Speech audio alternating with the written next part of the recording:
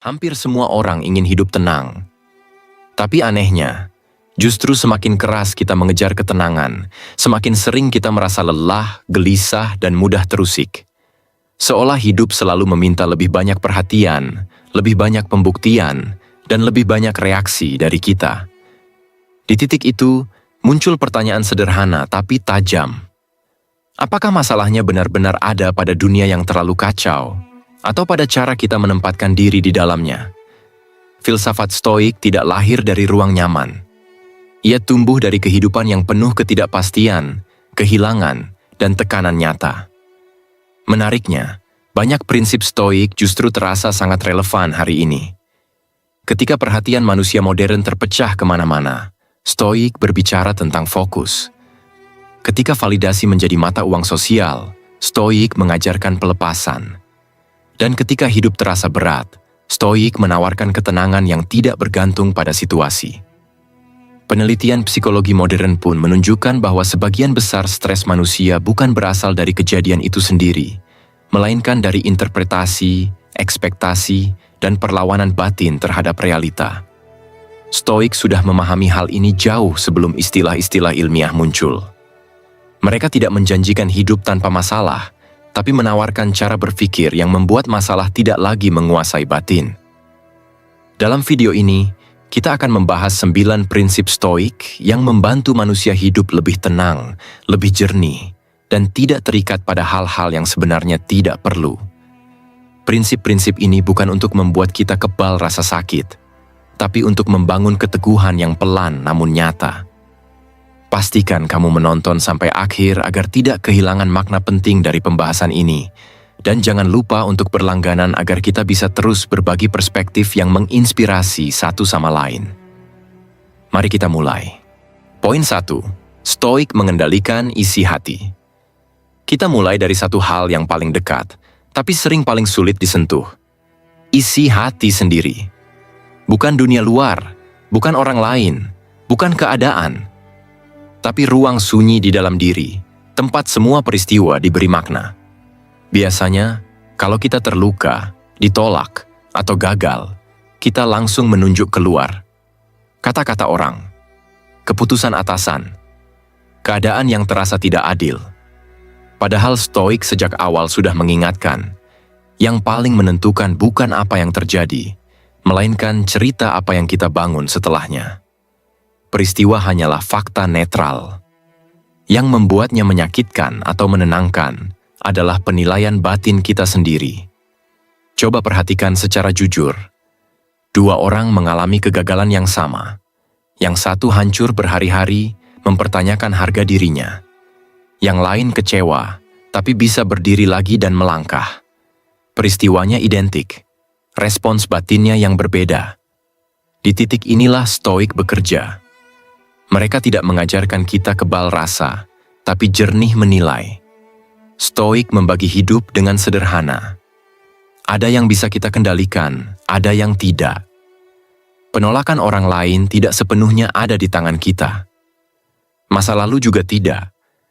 Tapi cara kita menafsirkan semua itu sepenuhnya milik kita.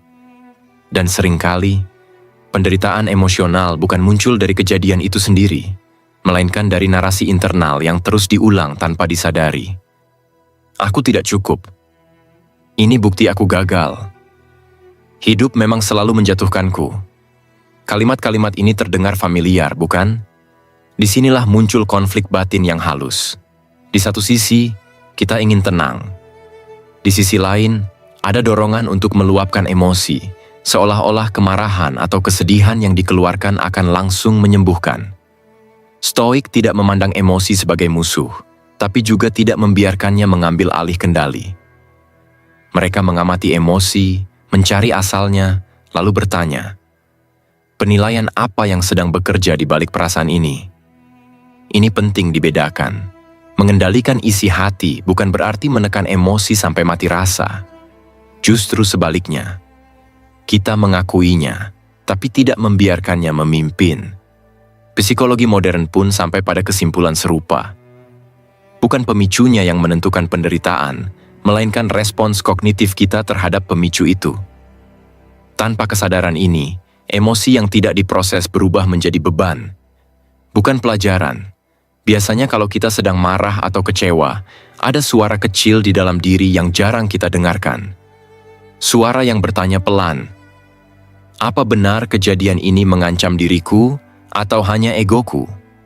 Stoik mengajak kita berhenti sejenak di titik itu. Diam sebelum bereaksi, bukan karena lemah, tapi karena tahu bahwa reaksi impulsif seringkali merugikan diri sendiri lebih dalam. Sejarah mencatat, banyak tokoh yang terlihat tenang justru disalahpahami sebagai dingin atau tidak peduli.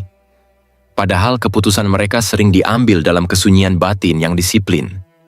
Menahan komentar, menunda respons, merenung lebih lama. Bukan untuk menghindar, tapi untuk memastikan bahwa tindakan lahir dari kejernihan, bukan gejolak. Ketika isi hati lebih terkendali, sesuatu yang menarik terjadi. Kepercayaan diri perlahan berpindah dari luar ke dalam. Kita tidak lagi terlalu bergantung pada pengakuan, pujian, atau pembenaran. Rasa mampu datang dari kesadaran bahwa kita bisa mengendalikan sikap, nilai, dan tindakan sendiri. Bukan karena dunia selalu ramah, tapi karena batin kita tidak mudah diseret kemana-mana. Harapan pun menjadi lebih dewasa. Kita tetap berharap, tapi bukan pada hal-hal di luar kendali. Harapan diarahkan pada usaha yang bisa kita lakukan hari ini, pada cara kita bersikap saat keadaan tidak ideal. Ini bukan pesimisme, ini realisme yang menenangkan. Sekarang coba tanyakan ke diri sendiri, dengan jujur dan tanpa drama. Berapa banyak penderitaan yang sebenarnya datang dari peristiwa, dan berapa banyak yang lahir dari cerita yang kita rawat sendiri. Jika cerita itu bisa diubah, mungkin disitulah awal ketenangan yang selama ini kita cari. Mengendalikan isi hati bukan soal menang atas dunia. Ini tentang tidak dikalahkan oleh pikiran sendiri. Dan itu bagi Stoik sudah merupakan bentuk kemenangan yang paling sunyi tapi paling kokoh. Poin kedua, Stoik merangkul masa kini. Setelah kita bicara soal isi hati, wajar kalau muncul satu pertanyaan lanjutan yang sering mengganggu diam-diam. Kalau batin sudah lebih terkendali, lalu kenapa tetap terasa gelisah? Jawabannya sering sederhana tapi tidak nyaman. Karena pikiran kita jarang benar-benar tinggal di sini. Biasanya, kalau kita jujur, tubuh ada di satu tempat, tapi pikiran sedang mondar-mandir. Kadang terseret ke masa lalu, mengulang kesalahan yang sudah selesai tapi tidak pernah benar-benar dilepaskan. Kadang melompat ke masa depan, membayangkan kemungkinan terburuk yang bahkan belum tentu terjadi. Stoik melihat ini sebagai sumber kelelahan batin yang paling boros energi. Stoik tidak sedang menyuruh kita melupakan masa lalu atau berhenti merencanakan masa depan. Itu salah paham yang terlalu sering diulang. Yang mereka kritik adalah kebiasaan hidup di dua waktu yang tidak bisa kita sentuh. Masa lalu tidak bisa diperbaiki, masa depan belum bisa dikendalikan. Satu-satunya ruang yang bisa kita isi dengan tindakan nyata adalah detik ini. Secara psikologis, ini bukan sekadar filosofi kuno. Penelitian modern tentang perhatian menunjukkan bahwa pikiran yang terus mengembara cenderung meningkatkan kecemasan dan kelelahan mental. Bahkan dalam beberapa studi, orang yang sering terjebak dalam ruminasi masa lalu atau kekhawatiran masa depan melaporkan tingkat stres yang lebih tinggi, meskipun kondisi hidup objektif mereka tidak lebih buruk. Jadi masalahnya bukan hidup yang berat, tapi pikiran yang tidak pernah pulang. Di titik ini, sering muncul konflik batin. Kita ingin fokus sekarang, tapi ada rasa bersalah. Kalau aku tenang hari ini, apakah aku mengabaikan masa depan? Atau sebaliknya, kalau aku menikmati momen ini, apakah aku melupakan kesalahan lama? Stoik menjawabnya dengan tenang. Hidup di masa kini bukan pelarian, justru fondasi dari perbaikan yang realistis. Rencana masa depan yang sehat selalu lahir dari kejernihan saat ini, bukan dari kecemasan. Coba perhatikan momen-momen kecil yang biasanya kita hindari. Menunggu, bosan, ketidaknyamanan ringan. Banyak orang gagal bukan karena tidak kuat menghadapi krisis besar, tapi karena tidak tahan berada di momen biasa tanpa distraksi. Ponsel diambil, pikiran lari, emosi ikut terbawa. Stoik melihat ketahanan mental justru dibangun di sini. Bertahan tanpa kabur. Hadir tanpa drama. Tokoh-tokoh Stoik dikenal bukan karena pidato besar di masa krisis, tapi karena keputusan sunyi yang diambil tepat waktu. Mereka tidak sibuk membayangkan apa yang akan orang katakan nanti. Fokusnya sederhana. Apa yang perlu dilakukan sekarang dengan kepala jernih. Dalam situasi genting, kehadiran penuh sering lebih berharga daripada rencana panjang yang lahir dari panik. Menariknya, ketika seseorang benar-benar hadir di masa kini, kebutuhan akan validasi eksternal mulai melemah. Karena nilai diri tidak lagi digantungkan pada hasil yang belum terjadi atau pujian yang tertunda. Ukurannya bergeser ke arah tindakan hari ini. Apa yang aku lakukan dengan baik sekarang? Itu saja. Dan itu sudah cukup untuk melangkah. Stoik juga realistis soal harapan. Mereka tidak membunuh mimpi, tapi membersihkannya dari ilusi. Harapan yang sehat bukan janji kosong tentang masa depan yang sempurna, melainkan komitmen untuk bertindak sebaik mungkin di momen ini, apapun hasilnya nanti. Ini membuat hidup terasa lebih ringan, karena kita berhenti menunda rasa hidup sampai nanti. Ada satu pertanyaan yang jarang kita ajukan ke diri sendiri. Kalau masa lalu tidak bisa diubah dan masa depan belum tentu datang sesuai rencana, apa satu-satunya hal yang masih bisa menjaga martabat kita? Stoik menjawabnya tanpa berisik. Sikap batin hari ini. Cara kita berpikir, merespons, dan bertindak sekarang. Ketika kita benar-benar hadir, intuisi pun lebih jernih. Kita lebih bisa membedakan mana dorongan rasional, mana impuls dari ketakutan. Orang-orang seperti ini sering memancarkan ketenangan yang tidak dibuat-buat. Bukan karena mereka tahu segalanya, tapi karena mereka tidak lari dari apa yang sedang dihadapi. Mungkin pertanyaan penutupnya sederhana, tapi tidak ringan. Berapa banyak hidup yang sudah kita tunda karena menunggu waktu lain? Dan bagaimana rasanya jika, mulai hari ini, kita berhenti menunggu dan benar-benar hadir? Poin ketiga, Stoik menerima perubahan. Setelah kita belajar hadir di masa kini, ada satu kenyataan yang tidak bisa dihindari, bahkan saat kita sudah fokus dan lebih sadar. Hidup tetap berubah. Dan seringkali berubah tanpa izin. Di titik inilah banyak orang goyah, bukan karena perubahannya terlalu ekstrem, tapi karena selama ini hidupnya dibangun di atas asumsi bahwa sesuatu akan tetap sama. Biasanya kalau kita perhatikan, yang paling menyakitkan dari perubahan bukan kehilangannya, melainkan runtuhnya makna lama. Peran yang dulu memberi identitas. Status yang dulu memberi rasa aman. Harapan yang diam-diam kita anggap permanen. Ketika semua itu bergeser, batin terasa kosong. Bukan karena hidup berhenti, tapi karena kita belum siap berdamai dengan kenyataan bahwa tidak ada yang benar-benar menetap. Stoik sejak awal sudah menaruh perubahan sebagai bagian netral dari hidup, bukan sebagai gangguan. Mereka tidak memandang kehilangan atau pergeseran arah sebagai tragedi moral. Yang menentukan berat ringannya pengalaman itu adalah sikap batin kita. Dalam banyak kasus, penderitaan justru membesar karena penolakan internal. Kita menghabiskan energi untuk berharap keadaan lama kembali, padahal waktu sudah berjalan. Secara psikologis, ini masuk akal. Banyak studi menunjukkan bahwa manusia cenderung lebih stres ketika mencoba mempertahankan kontrol atas hal-hal yang secara objektif sudah berubah. Bahkan dalam konteks adaptasi hidup, individu yang terlalu melekat pada identitas lama cenderung mengalami kelelahan mental lebih tinggi dibanding mereka yang mampu menata ulang makna dirinya. Jadi masalahnya bukan perubahan itu sendiri, tapi keterikatan kita pada versi lama dari hidup. Disinilah konflik batin muncul. Ada bagian diri yang ingin bertahan di zona nyaman, meskipun sudah tidak relevan. Ada bagian lain yang tahu bahwa adaptasi tidak bisa ditunda. Rasa lelah yang muncul sering disalahartikan sebagai kelemahan, padahal sebenarnya itu sinyal. Identitas lama sedang diuji, dan Stoik melihat momen ini bukan sebagai kegagalan, tapi undangan untuk merapikan ulang fondasi batin. Stoik tidak menuntut kita menjadi fleksibel tanpa prinsip. Justru sebaliknya, Mereka membedakan dengan tegas antara hal yang boleh berubah dan hal yang harus dijaga. Keadaan eksternal bisa berganti, peran sosial bisa hilang, arah hidup bisa berbelok. Tapi nilai batin seperti integritas, rasionalitas, dan sikap adil tidak perlu ikut runtuh. Disinilah ketahanan mental terbentuk. Bukan dari hidup yang stabil, tapi dari kemampuan menyesuaikan diri tanpa kehilangan inti diri.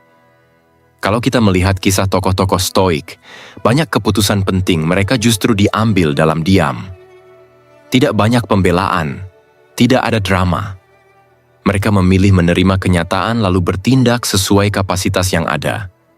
Dari luar, ini sering tampak seperti menyerah. Padahal secara batin, itu adalah bentuk penguasaan diri yang tinggi. Mereka berhenti melawan arus yang tidak bisa dihentikan, dan mulai mengarahkan perahu dengan lebih bijak. Perubahan juga menguji kepercayaan diri. Ada kepercayaan diri yang rapuh, yang bertumpu pada jabatan, pengakuan, atau citra lama. Saat itu hilang, rasa diri ikut runtuh. Tapi ada juga kepercayaan diri yang lebih tenang, yang tidak terlalu terikat pada label.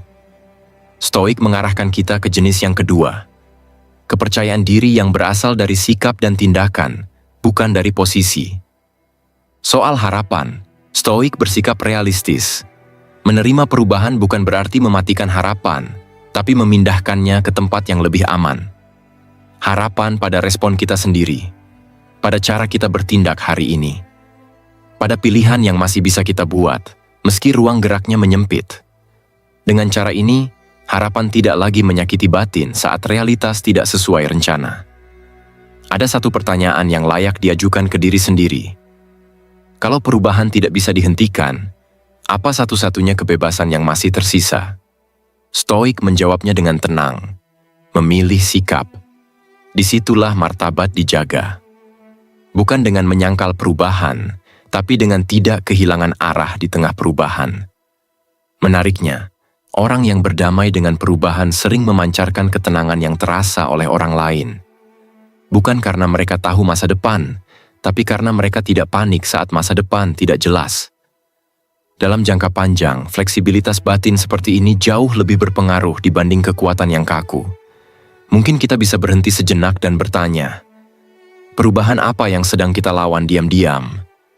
Dan bagaimana jadinya kalau alih-alih melawan, kita mulai belajar berjalan bersamanya dengan lebih sadar? Poin keempat, Stoik melepaskan diri dari validasi eksternal. Di titik ini, setelah kita belajar mengendalikan batin, hadir di masa kini, dan berdamai dengan perubahan, biasanya muncul satu kegelisahan yang lebih halus. Tidak selalu disadari, tapi terasa. Kegelisahan itu berbunyi seperti ini. Kalau aku sudah berusaha, kenapa tetap ingin diakui? Pertanyaan sederhana, tapi jawabannya sering membuat kita tidak nyaman. Biasanya kalau kita jujur, banyak kelelahan batin bukan datang dari kegagalan, melainkan dari usaha yang tidak dilihat. Dari kerja keras yang tidak dirayakan. Dari keputusan yang benar tapi tidak populer. Menariknya, cukup banyak orang yang secara kasat mata terlihat berhasil, tapi di dalamnya kosong. Bukan karena hidupnya kurang, tapi karena nilai dirinya diletakkan di tempat yang rapuh, penilaian orang lain. Stoik melihat ini dengan tajam. Mereka tidak menyangkal bahwa manusia adalah makhluk sosial. Dorongan ingin diterima itu alami. Secara biologis, penerimaan kelompok dulu berkaitan langsung dengan keselamatan. Masalahnya muncul ketika kebutuhan itu berubah menjadi ketergantungan. Saat harga diri kita naik turun mengikuti pujian, komentar, atau pengakuan yang tidak bisa kita kendalikan. Di titik itu, ketenangan batin praktis diserahkan ke tangan orang lain. Beberapa riset psikologi modern menunjukkan pola serupa. Individu yang terlalu menggantungkan rasa berharga pada pengakuan eksternal cenderung mengalami kecemasan lebih tinggi dan kepuasan hidup yang lebih rendah, meskipun pencapaiannya terlihat tinggi. Ini menjelaskan kenapa rasa hampa sering muncul justru setelah target tercapai. Karena yang dikejar bukan makna, tapi reaksi. Disinilah konflik batin sering terjadi. Di satu sisi, kita ingin tenang. Di sisi lain, Ada dorongan halus untuk terus dilihat, diakui, dianggap cukup. Stoik tidak menyuruh kita membenci pengakuan, tapi mengingatkan agar tidak menjadikannya fondasi. Karena fondasi yang berada di luar kendali akan selalu retak. Ketahanan batin, menurut Stoik, justru dibentuk saat seseorang tetap berdiri meski tanpa tepuk tangan. Saat usaha dilakukan bukan karena dilihat, tapi karena selaras dengan nilai yang diyakini. Ini bukan proses singkat. Awalnya terasa sepi. Ada bagian diri yang bertanya, apa gunanya kalau tidak ada yang tahu? Pertanyaan itu manusiawi. Tapi di sanalah latihan batin dimulai. Kalau kita melihat orang-orang yang memilih jalur sunyi, seringkali mereka tampak aneh di zamannya. Tidak mengikuti arus. Tidak sibuk membangun citra. Keputusan mereka sering disalahpahami, bahkan dicurigai. Tapi justru di situ letak keberaniannya. Mereka tidak meminta izin batin dari opini mayoritas. Mereka bergerak berdasarkan prinsip internal, bukan suara paling ramai. Stoik membedakan dua jenis kepercayaan diri. Yang pertama, rapuh, karena bergantung pada peran, status, atau penerimaan. Yang kedua, lebih tenang, karena bersumber dari kesadaran bahwa kita sudah berusaha hidup sesuai nilai. Orang dengan kepercayaan diri jenis kedua biasanya tidak sibuk menjelaskan diri. Bukan karena sombong, tapi karena tidak merasa terancam. Soal harapan, melepaskan validasi bukan berarti menurunkan standar hidup. Justru sebaliknya, standar dipindahkan dari apa kata orang ke apa yang benar menurut akal dan nurani. Fokus pada proses yang bisa dikendalikan. Usaha yang jujur. Sikap yang konsisten. Hasil dan pengakuan boleh datang atau tidak, tapi itu tidak lagi menentukan rasa layak. Ada satu momen yang sering kita hindari untuk diakui. Saat pengakuan tidak datang sama sekali. Tidak ada pujian, tidak ada tanda, hanya kesunyian. Stoik melihat momen ini sebagai ujian martabat. Apakah kita tetap berdiri atau runtuh karena merasa tidak dianggap? Disinilah kebebasan batin benar-benar diuji. Menariknya, orang yang tidak bergantung pada validasi sering memancarkan wibawa alami. Mereka tidak reaktif, tidak defensif, konsisten dalam sikap. Dalam jangka panjang, ini justru menumbuhkan rasa hormat yang lebih dalam, meskipun tidak selalu cepat.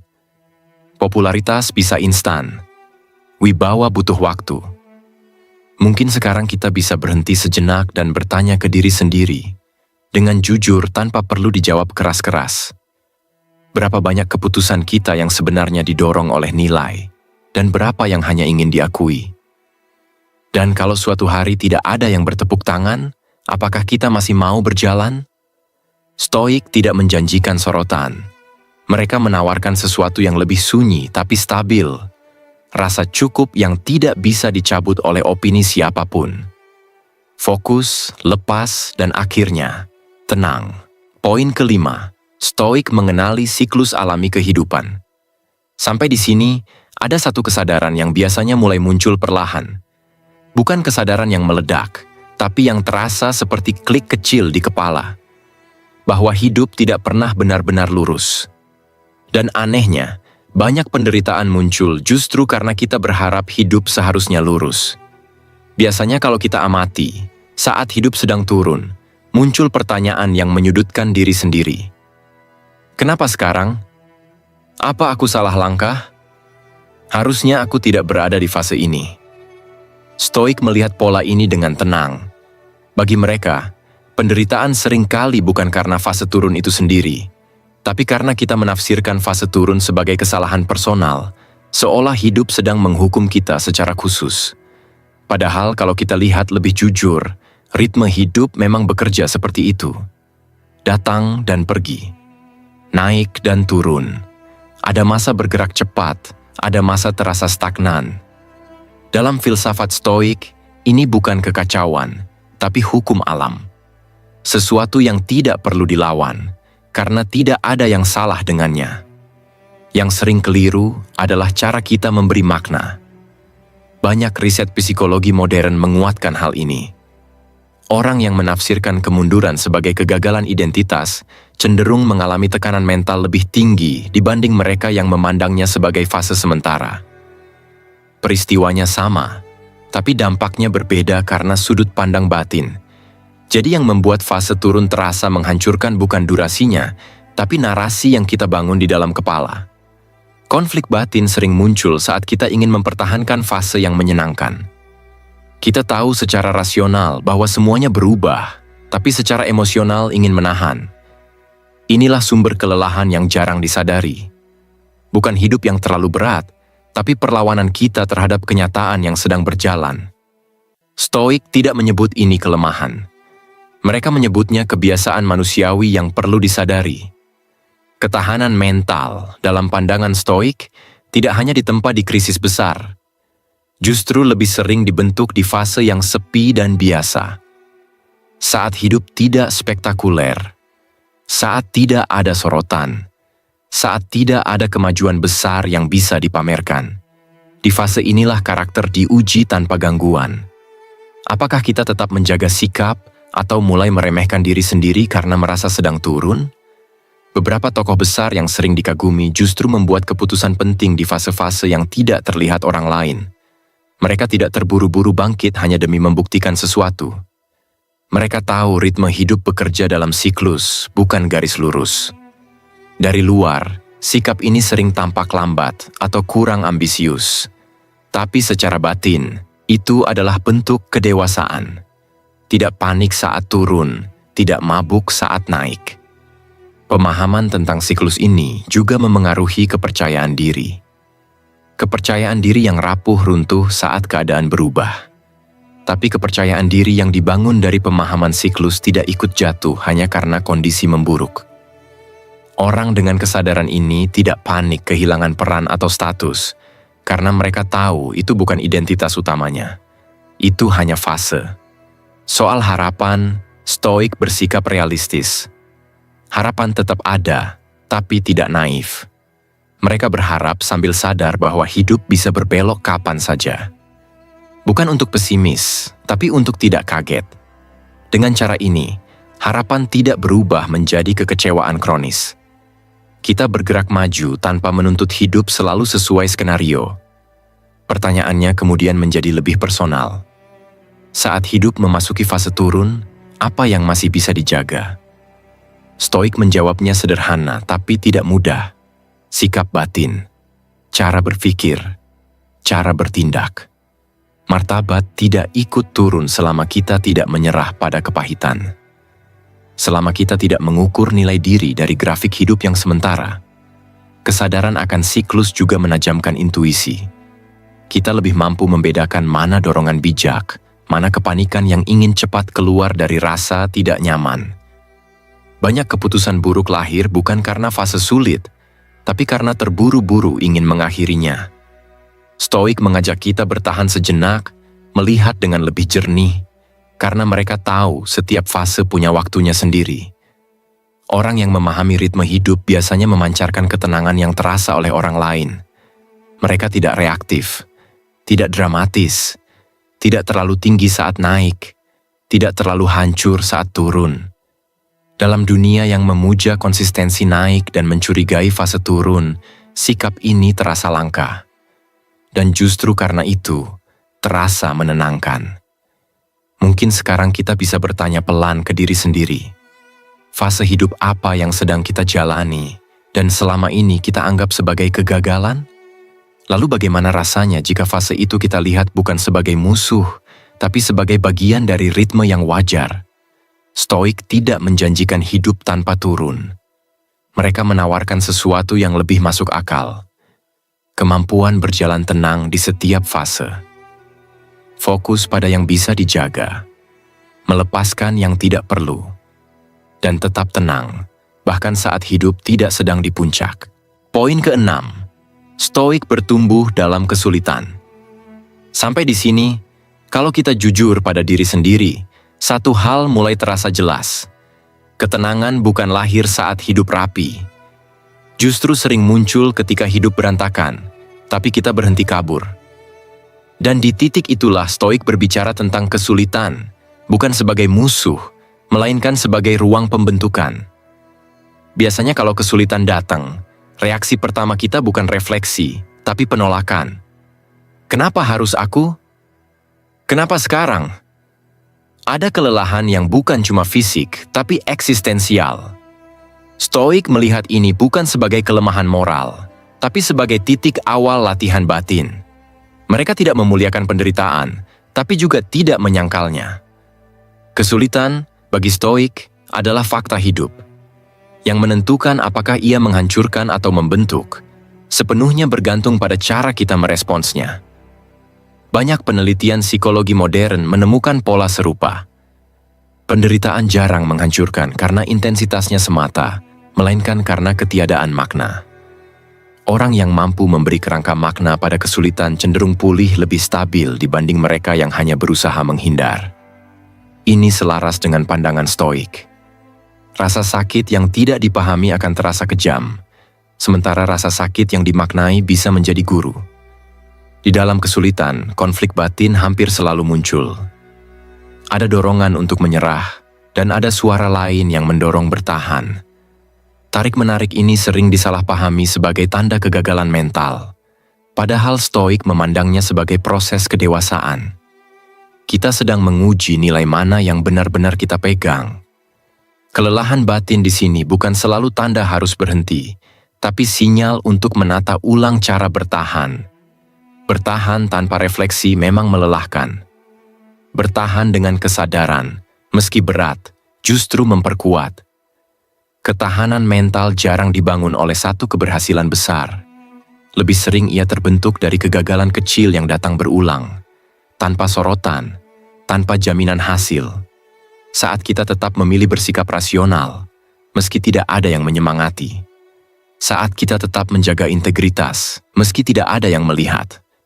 Stoik percaya di sanalah karakter benar-benar ditempa. Bukan di panggung, tapi di ruang sunyi. Kalau kita perhatikan kisah orang-orang yang tumbuh lewat kesulitan, seringkali keputusan terpenting mereka justru terlihat tidak masuk akal dari luar. Bertahan di jalur yang sepi.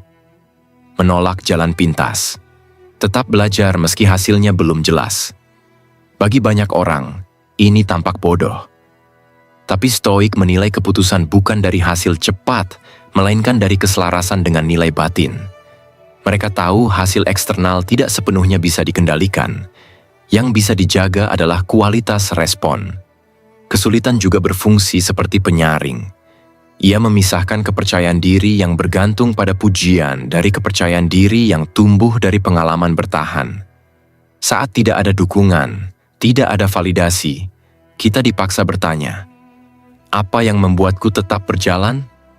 Jawaban atas pertanyaan itu sering menjadi fondasi kepercayaan diri yang jauh lebih tenang. Tidak reaktif.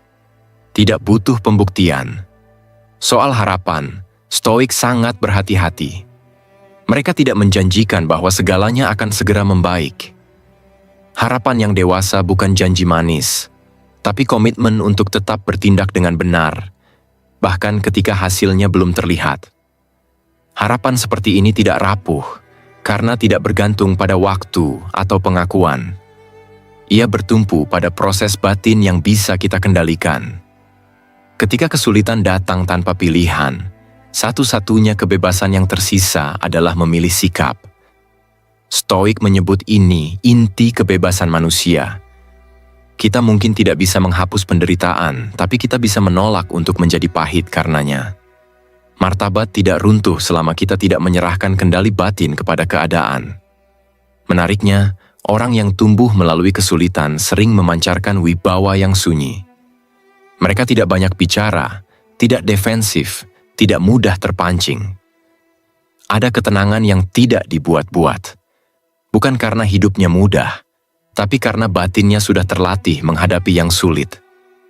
Mungkin sekarang kita bisa bertanya pada diri sendiri, tanpa menghakimi.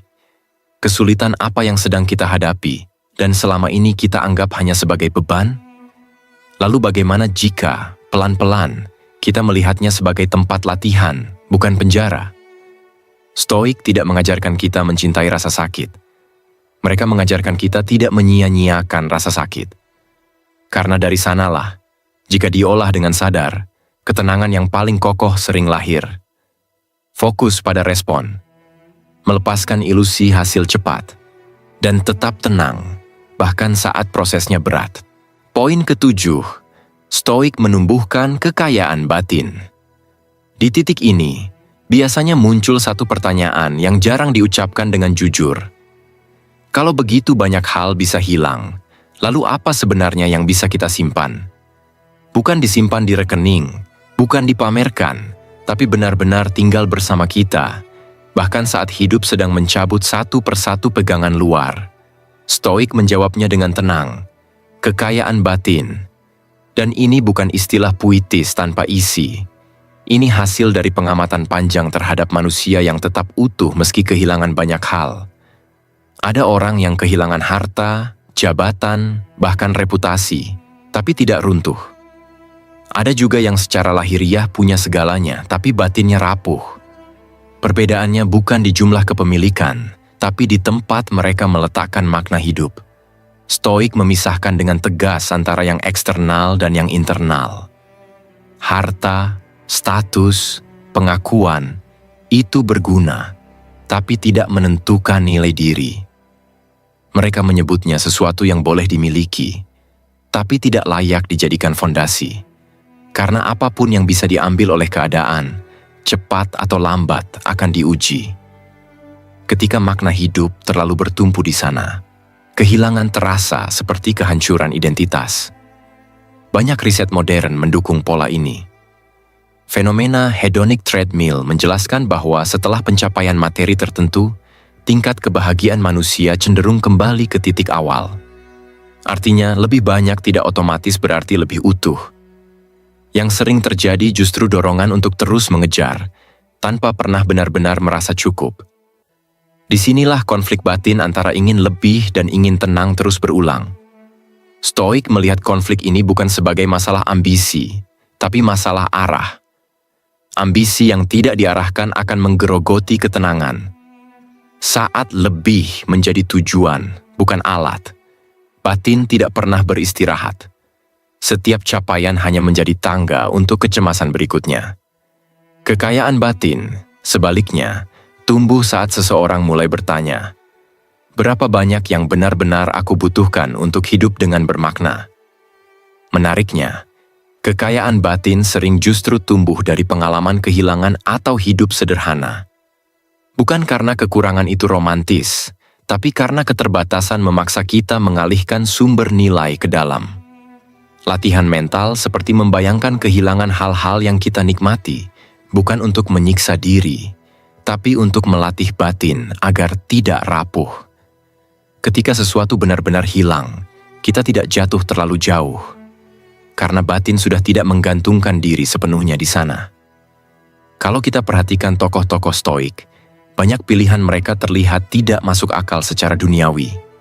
Mengurangi kemewahan, menjaga hidup sederhana meski mampu lebih, meluangkan waktu untuk refleksi, bukan akumulasi. Bagi banyak orang, ini tampak seperti menyia-nyiakan potensi. Tapi bagi Stoik, ini investasi jangka panjang. Mereka sedang memperkaya sesuatu yang tidak bisa dirampas oleh perubahan zaman. Kekayaan batin juga membentuk jenis kepercayaan diri yang berbeda. Orang yang kaya secara batin jarang sibuk membandingkan diri. Bukan karena mereka merasa lebih unggul, tapi karena tolok ukurnya sudah berpindah. Mereka menilai diri dari integritas, bukan posisi. Dari konsistensi sikap, bukan pencapaian sesaat. Saat pencapaian turun, batin mereka tidak ikut runtuh. Soal harapan, fokus pada kekayaan batin justru membuat harapan lebih realistis. Bukan harapan kosong, tapi harapan yang selaras dengan nilai. Kita tetap boleh bermimpi, tapi tidak menjadikan hasil eksternal sebagai syarat untuk merasa layak. Ini membuat harapan menjadi sumber energi, bukan sumber luka. Ketika akses pada kekayaan eksternal hilang, orang yang kaya batin masih memiliki sesuatu yang utuh, martabat. Mereka tahu nilai diri tidak ditentukan oleh apa yang dimiliki, tapi oleh bagaimana mereka bersikap. Dalam stoikisme, kebajikan seperti kebijaksanaan, pengendalian diri, dan keadilan adalah kekayaan sejati. Dan tidak ada krisis yang bisa mencabut itu tanpa izin kita sendiri. Menariknya lagi, saat dorongan mengejar lebih mereda, intuisi menjadi lebih jernih.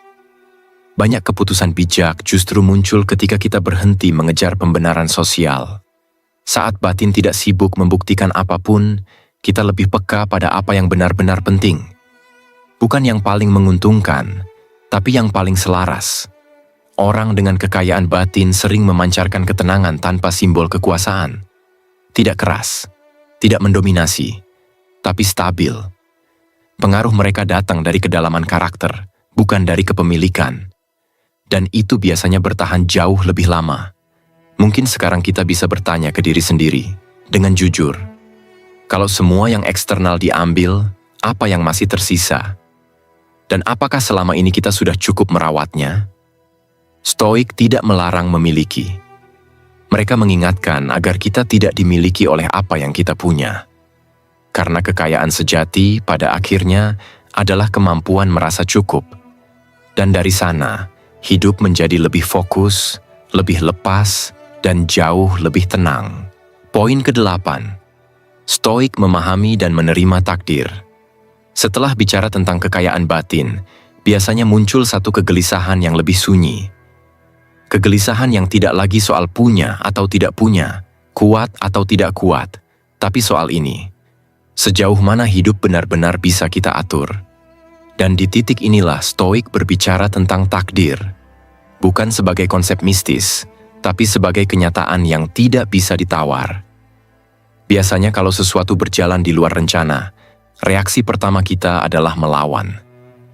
Pikiran mulai sibuk mencari kambing hitam, menyalahkan diri, orang lain, keadaan, atau waktu. Stoik justru berhenti di satu titik yang jarang kita latih.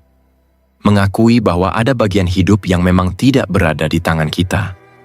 Kehilangan, penyakit, kegagalan besar, perubahan yang tidak dipilih.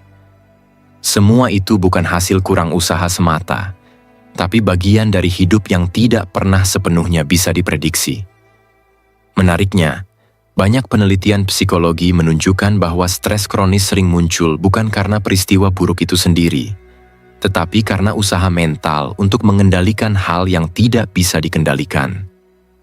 Orang yang terus-menerus melawan kenyataan cenderung mengalami kelelahan emosional lebih tinggi dibanding mereka yang mampu menerima realitas lalu menata ulang responnya. Di sini, penerimaan bukan berarti menyerah, tapi menghentikan perang yang tidak mungkin dimenangkan. Namun wajar jika menerima takdir memicu konflik batin. Ada suara yang berkata, "Kalau aku menerima, apakah aku pasrah? Apakah ini berarti aku berhenti berjuang?" Stoik menjawabnya dengan pembedaan yang tegas tapi sering diabaikan. Menerima bukan berarti berhenti berusaha. Menerima berarti berhenti membuang energi pada hal yang memang tidak bisa diubah, agar tenaga bisa difokuskan ke hal yang masih bisa diperbaiki. Ketahanan mental justru lahir dari kejelasan batas ini. Saat kita tahu di mana usaha efektif dan di mana penerimaan diperlukan, banyak orang lelah bukan karena kurang kuat, tapi karena salah arah. Terus mendorong pintu yang memang terkunci. Stoik mengajak kita mundur selangkah, melihat dengan jernih, lalu bertindak lebih presisi. Dalam kisah tokoh-tokoh Stoik, sering terlihat keputusan yang tampak pasif di mata orang lain. Tidak membalas, tidak memaksa, tidak mengumbar kemarahan. Dari luar, ini tampak seperti kalah. Padahal di dalam, ini bentuk penguasaan diri yang tinggi. Mereka memilih mengelola batin, bukan memaksakan dunia. Dan itu sering disalahpahami oleh lingkungan yang mengukur kekuatan dari hasil yang terlihat. Menerima takdir juga membentuk kepercayaan diri yang berbeda. Kepercayaan diri yang tidak runtuh hanya karena rencana gagal. Karena nilai diri tidak lagi diukur dari keberhasilan hasil, tapi dari kualitas sikap. Orang dengan pemahaman ini tetap berdiri meski hidup tidak berjalan sesuai skenario. Bukan karena mereka tidak peduli, tapi karena mereka tahu apa yang layak diperjuangkan dan apa yang harus dilepaskan. Soal harapan, Stoik tidak menghapusnya. Mereka hanya menurunkannya ke tempat yang lebih aman. Harapan pada usaha, harapan pada proses, harapan pada sikap yang benar, bukan pada hasil tertentu yang belum tentu terjadi. Dengan cara ini, harapan tidak berubah menjadi sumber penderitaan. Ia menjadi tenaga yang tenang, bukan tekanan. Ketika hidup membawa kita ke situasi yang tidak pernah kita pilih, satu hal masih bisa dijaga: martabat. Stoik menyebut inilah bentuk kendali paling dalam. Kita mungkin tidak memilih apa yang terjadi, tapi kita selalu bisa memilih bagaimana kita menanggapi. Dan disitulah kebebasan sejati berada. Bukan kebebasan mengatur dunia, tapi kebebasan menjaga batin. Penerimaan terhadap takdir juga memperhalus intuisi. Saat kita berhenti menolak kenyataan, pikiran tidak lagi sibuk berkelahi. Dari situ, keputusan menjadi lebih jernih. Kita bisa membedakan mana penerimaan yang matang, mana keputusasaan yang menyamar. Yang satu tenang dan sadar, yang lain lelah dan menyerah. Stoik hanya mengajak pada yang pertama. Orang yang berdamai dengan takdir sering memancarkan ketenangan yang terasa oleh orang lain. Mereka tidak mudah panik, tidak reaktif, tidak meledak-ledak saat sesuatu di luar rencana. Di tengah dunia yang memuja kontrol, sikap ini terasa asing. Tapi justru karena itu, terasa aman. Mungkin sekarang kita bisa bertanya ke diri sendiri, tanpa perlu dijawab keras-keras, bagian hidup mana yang selama ini kita lawan mati-matian, padahal tidak bisa kita ubah. Dan bagaimana rasanya jika kita berhenti melawan, lalu mulai mengelola respon dengan lebih sadar? Stoik tidak mengajarkan kita pasrah tanpa arah. Mereka mengajarkan keberanian yang lebih sunyi, menerima apa yang tidak bisa diubah, tanpa kehilangan upaya untuk bertumbuh. Fokus pada yang bisa dikendalikan, melepaskan yang tidak. Dan dari sana, hidup menjadi lebih tenang, lebih jujur, dan lebih utuh. Poin ke-9, Stoik menjadi pribadi yang bermanfaat. Setelah semua yang kita bahas sejauh ini, biasanya muncul satu pertanyaan terakhir yang pelan tapi mengganggu. Kalau aku sudah lebih tenang, lebih sadar, lebih tidak terikat, lalu untuk apa semua ini? Stoik tidak berhenti di ketenangan pribadi. Mereka justru mengarah ke satu titik yang sering dilupakan: kegunaan. Menariknya, banyak orang yang mampu bertahan di hidup yang keras, bukan karena masalahnya selesai, tapi karena hidupnya terasa berguna. Ada makna yang lebih besar dari sekadar aku baik-baik saja. Stoik melihat ini dengan sangat jelas. Hidup yang hanya berputar pada diri sendiri, betapapun tenangnya, lambat laun akan terasa hampa. Bukan karena kurang hiburan, tapi karena tidak ada arah keluar.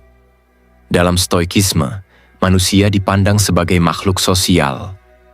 Kita hidup di dalam jaringan relasi, sadar atau tidak. Karena itu, kebajikan tidak berhenti di batin, tapi diwujudkan dalam tindakan. Menjadi bermanfaat bukan berarti menyelamatkan dunia atau melakukan hal heroik. Justru seringkali ia hadir dalam bentuk paling sederhana dan konsisten. Ada satu hal menarik dari penelitian psikologi modern. Orang yang merasa hidupnya berguna bagi orang lain cenderung memiliki tingkat resiliensi yang lebih tinggi saat menghadapi stres berat. Bukan karena hidupnya lebih mudah, tapi karena penderitaannya tidak terasa sia-sia. Rasa sakit yang punya arah terasa berbeda dibanding rasa sakit yang hanya ditanggung sendirian. Tentu, dorongan untuk bermanfaat tidak selalu romantis. Ada hari di mana kita lelah. Ada momen di mana kita ingin menarik diri, berhenti peduli. Dan di sini konflik batin muncul. Antara ingin membantu dan ingin menjaga diri sendiri. Stoik tidak memaksa pengorbanan buta. Mereka justru menekankan keseimbangan. Tidak ada guna membantu orang lain jika batin sendiri runtuh. Menata diri bukan egois. Itu syarat agar manfaat yang diberikan tidak berubah menjadi kepahitan. Yang menarik, karakter paling kuat sering terbentuk bukan saat kita memberi dan dipuji, tapi saat kita tetap memberi tanpa dihargai. Stoik melihat ini sebagai latihan batin tingkat lanjut. Ketika tindakan baik tidak dibalas, kita dipaksa jujur pada diri sendiri. Kenapa aku melakukan ini? Kalau jawabannya tetap karena itu selaras dengan nilai, maka karakter sedang menguat. Banyak tokoh yang pengaruhnya terasa lama justru tidak populer di zamannya.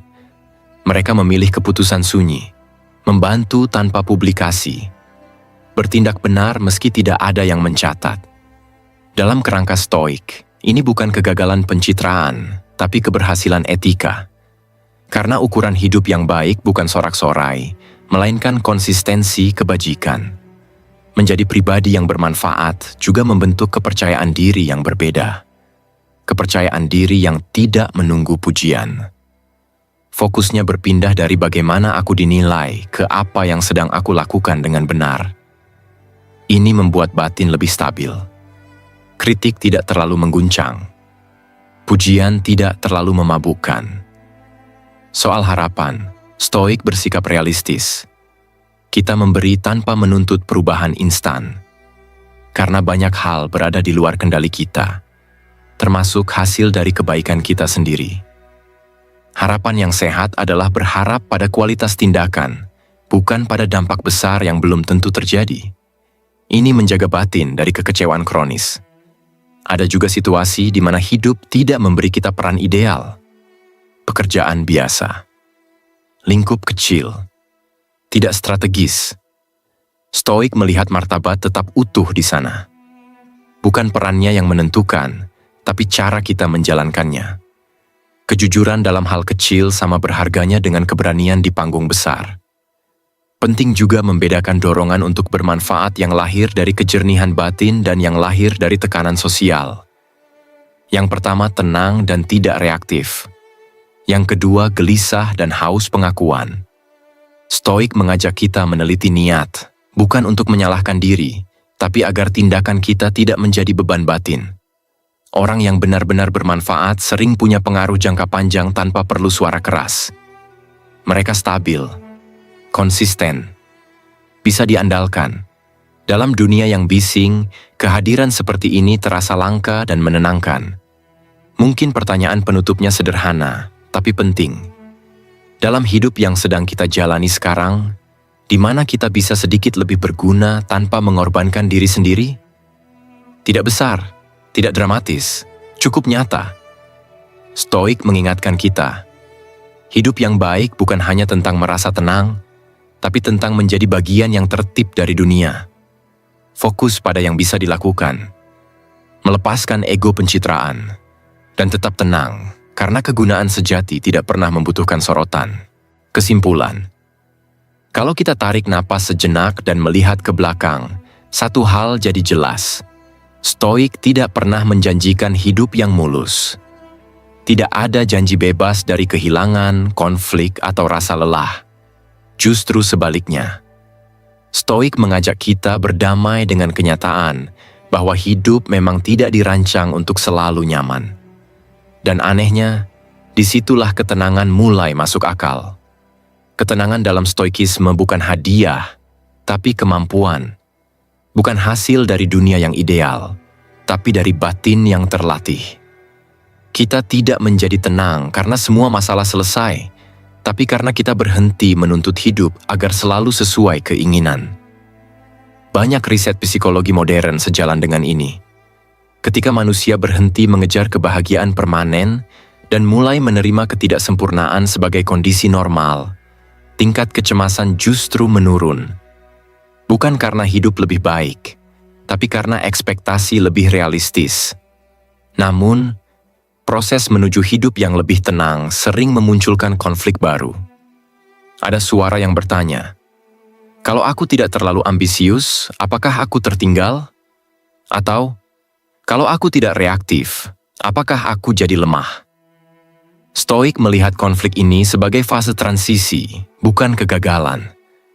Ini tanda bahwa batin sedang bergeser dari pola lama yang reaktif ke cara hidup yang lebih sadar dan terarah. Seluruh prinsip stoik yang kita bahas bukan teknik cepat. Tidak ada hasil instan. Ketahanan mental yang dibentuk stoik mirip otot.